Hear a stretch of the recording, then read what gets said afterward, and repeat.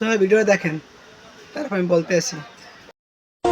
থরসব বেল্লাল ভাইয়ের উপরে নাসা বিনোদন ইচ্ছাকৃতভাবে পরিকল্পিতভাবে এই হামলাটা করেছে। তা না হলে ওই সময় তার কাছে এই স্টিকটা কোথা থেকে এলো? আমার প্রশ্ন হইল, থরসব বেল্লাল ভাই তোমাদের ওইখানে গিয়েছে মানে সে তোমাদের কাছে ওই সময়ের জন্য মেহমান। আর একটা মেহমানের সাথে তোমরা এমন আচরণ না করলেও পারতে।